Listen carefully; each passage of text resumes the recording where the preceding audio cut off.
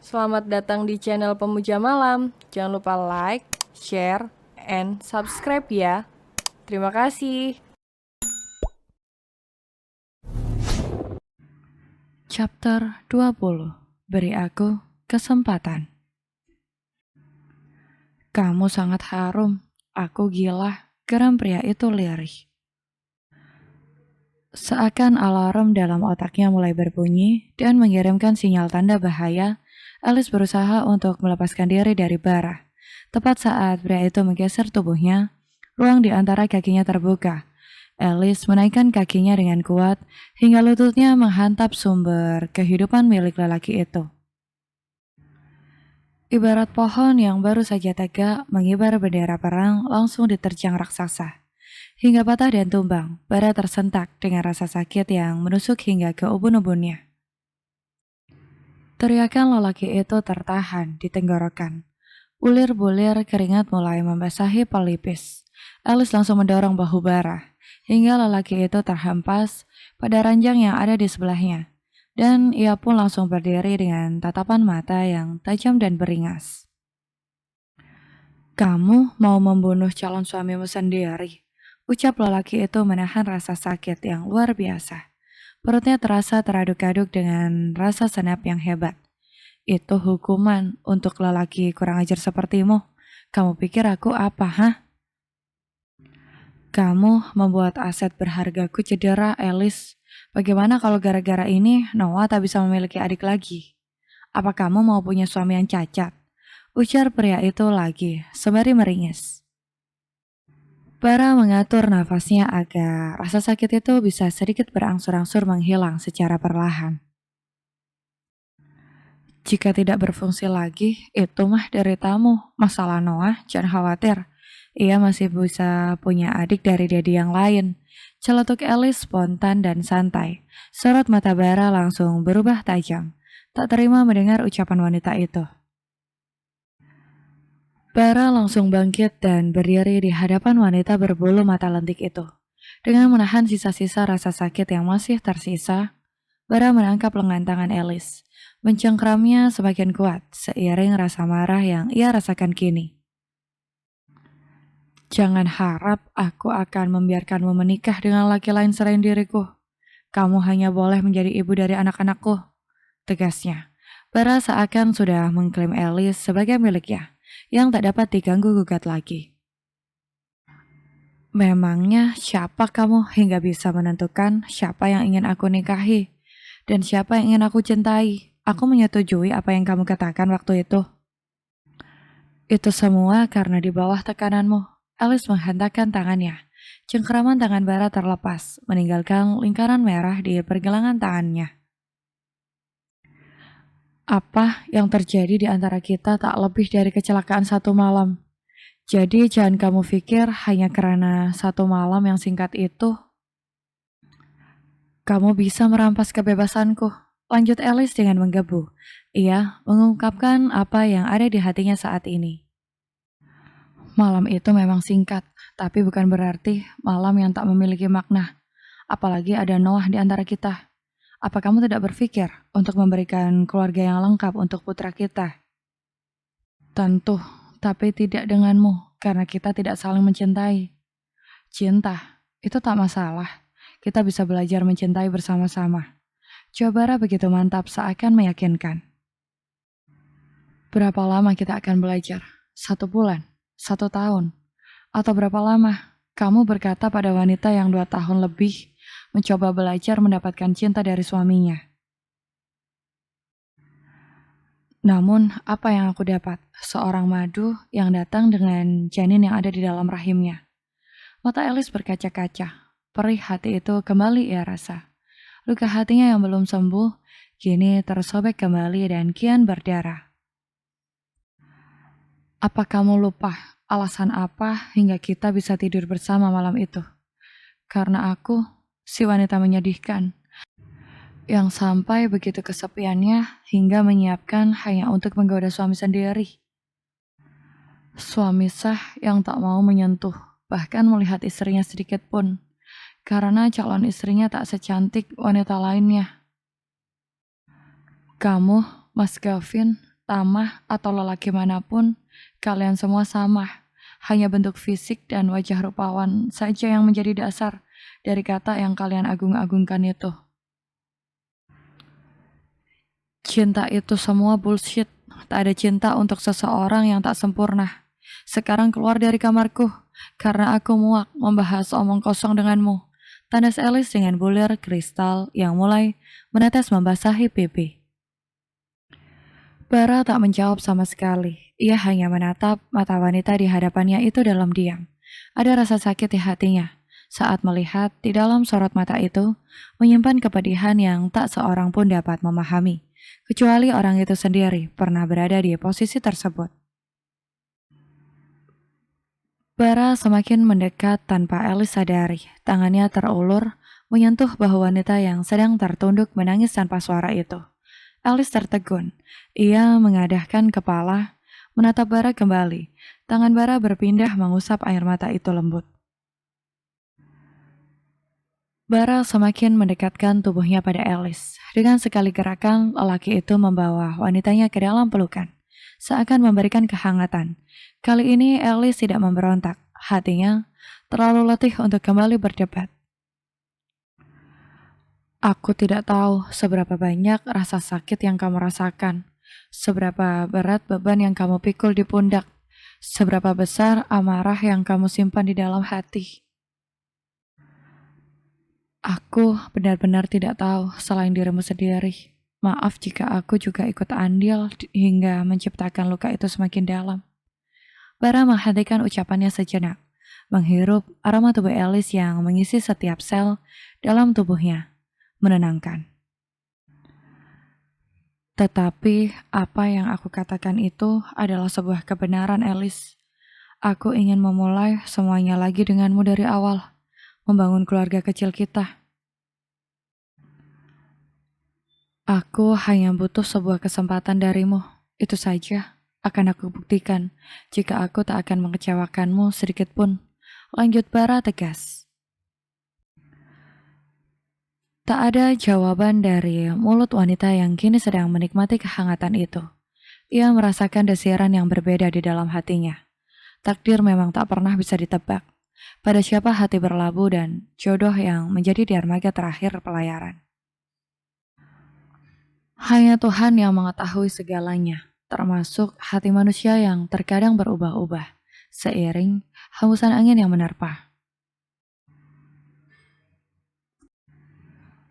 Waktu begitu cepat berlalu. Terhitung sudah 10 hari, Alice menghabiskan waktunya di Pulau Lombok itu. Hari ini ia akan berangkat dengan penerbangan pagi untuk pulang ke rumah.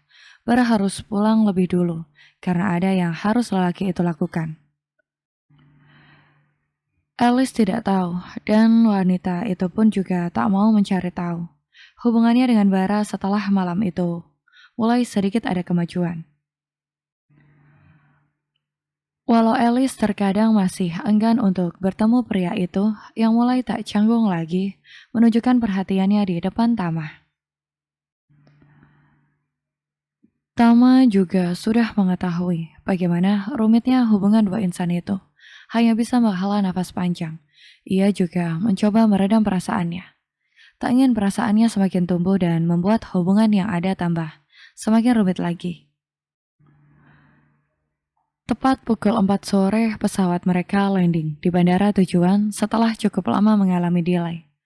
Alice menarik kopernya dengan langkah bersemangat. Ia sudah tak sabar ingin bertemu buah hatinya, yang ia rindukan siang dan malam. Tama meminta supir untuk mengantarkan Alice terlebih dahulu. Mereka sedikit berbincang santai untuk menikmati perjalanan. Kamu bisa mengambil cuti selama 2 hari untuk istirahat. Masalah pekerjaan, jangan khawatir. Masih ada Samuel yang menghandle pekerjaanmu selama 2 hari nanti. Ujar Tama. Alice merasakan perubahan pria itu yang jauh dari biasanya. Akan tetapi wanita itu tak terlalu memperdulikan. Ia rasa mungkin itu lebih baik daripada mereka larut dalam perasaan yang mungkin tak berbalas. Bukankah itu jauh lebih menyakitkan? Terima kasih banyak, Pak. Mobil hitam itu sudah memasuki halaman rumah milik kedua orang tua Alice. Saya sudah sampai, Pak. Saya masuk dulu. Terima kasih banyak. Sudah mengantarkan saya sampai rumah. Tama mengangguk. Alice membuka pintu mobil dan keluar. Pak sopir juga ikut keluar dari mobil, lalu membantu Alice untuk mengeluarkan barang-barang miliknya di bagasi. Satu koper yang ia bawa saat pergi kini justru beranak menjadi 2 buah, plus 1 buah tas besar yang berisi aneka oleh-oleh. Terima kasih Pak Udin, ucap Alice pada supir tersebut. Lelaki tua yang diperkirakan berumur 42 tahun itu menganggukkan kepala sembari tersenyum.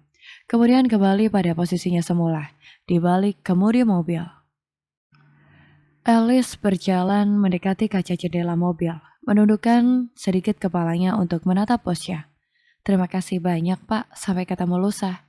Jawabnya sopan, senyum manis terukir di wajahnya. Bisa nggak jangan senyum seperti itu padaku? Kamu tidak tahu jika senyumnya itu membuatku tak bisa tidur setiap malam. Batin Tama. Pria itu meringis di dalam hati, menekan perasaan pada seseorang yang hampir setiap hari bertemu itu lebih sulit daripada menjauh dari orang yang disayang. Jalan Pak, Tama meminta supirnya untuk pergi tanpa menjawab ucapan Alice. Mobil hitam metalik itu pun kembali melaju, meninggalkan halaman rumah yang asri itu. Alice menghela nafas menatap kepergian mobil itu yang kini telah menghilang dari pandangan mata. Ia tahu bosnya itu sedang berusaha menjaga jarak padanya sejak mengetahui kenyataan yang ada tentang hubungannya. Ada rasa tak enak hati yang mulai menghampiri, namun cinta tak dapat dipaksakan begitu saja, hanya karena balas budi ataupun kasihan. Ketimbang pusing, Alice memilih untuk masuk ke dalam rumah. Ia memanggil satpam untuk membawakan barang-barangnya ke dalam rumah. Mommy, I miss you, seru Noah ketika Alice baru saja memasuki rumah. Bocah itu datang dari halaman belakang dengan satu ikat buah mangga yang masih ada tangkai dan daun di tangannya. Sepertinya bocah itu baru saja panen dari pohon yang ada di halaman belakang. I miss you son, putra kesayanganku. Balas Alice cepat. Ia langsung menghampiri putranya dan langsung menggendong tubuh kecil, kurus, tinggi, dan putih itu. Ia ciumi wajahnya dengan sayang.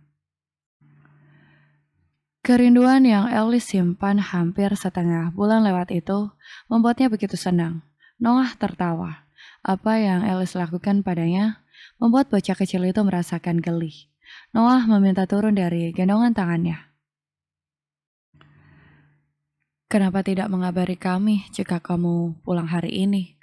Biar kami menyiapkan acara kecil-kecilan untuk menyambutmu, ujar Vano.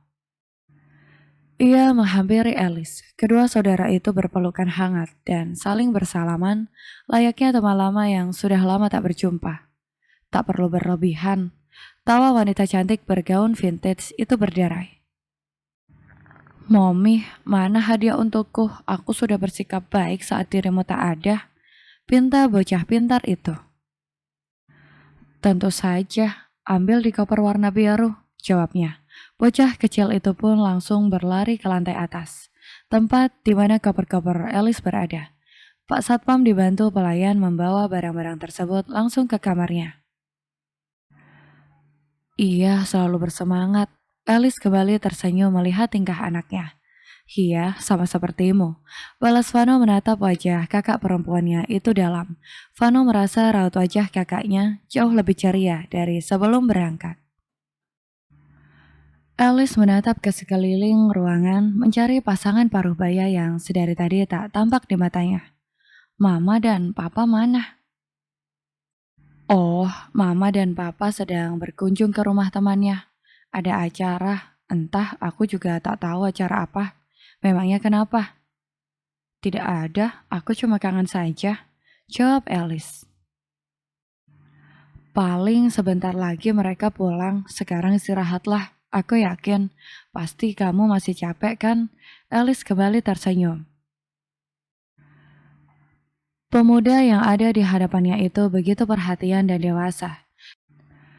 Ketampanan yang dimilikinya pasti membuat banyak wanita yang jatuh hati padanya. Alice beranjak pergi menuju kamarnya, sedangkan Vanu kembali ke dapur yang menjadi tujuannya tadi. Sesampainya di kamar, Alice cukup tercengang melihat apa yang terjadi. Semua barang yang ada di dalam kopernya sudah keluar dari tempatnya. Koper yang berisi baju walau tidak terbongkar namun telah terbuka dan teronggok begitu saja di sudut ranjang. Kenapa berantakan seperti ini sayang? Noah yang duduk di lantai dengan koper biru di hadapannya itu pun menoleh. Senyum lebar terukir di wajah tampan duplikat bara versi kecil itu. Maaf Mommy, aku penasaran ingin tahu isinya. Ternyata hanya pakaian Mommy saja.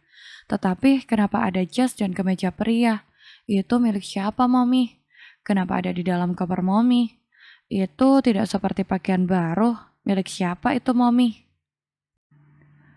Alice tersentak kaget mendengar Noah mencecarnya dengan banyak pertanyaan. Mata bulat bocah itu menatapnya dengan penuh minat. Alice kembali menoleh pada kopernya yang terbuka itu. Kemeja dan jas itu tersusun di bagian atas. Tentu saja, bocah itu langsung melihatnya. Kemeja dan jas itu milik Barah. Saat lelaki itu beberapa kali bertindak gila, memasuki kamarnya tanpa izin. Pria itu lupa mengambil pakaiannya kembali saat keluar kamarnya. Alice lupa untuk mengembalikannya, hingga ia sendiri juga tak mengerti kenapa membawa pakaiannya itu kembali. Kini ia sendiri yang bingung harus mengatakan apa pada putra pintarnya itu. Oh, itu kemeja dan jas milik bos Mami yang tertinggal. Jadi mau Mami kembalikan nanti. Jawab Alice sembari terkekeh canggung. Bos Mami, kenapa pakaiannya bisa sama Mami? Apa dia buka baju di depan Mami? Noah memiringkan wajahnya. Tatapan matanya berubah tak percaya, membuat Alice gelagapan. Bocah itu terkadang berbicara seperti bukan bocah 5 tahun saja. Ini anak kenapa bertanya sudah seperti pengacara, persis bapaknya aja. Aduh, aku harus jawab apa? Tidak mungkin aku bilang jika bapaknya hampir saja memperkosa saat itu. Alice mengusap punggung lehernya bingung. Bersambung.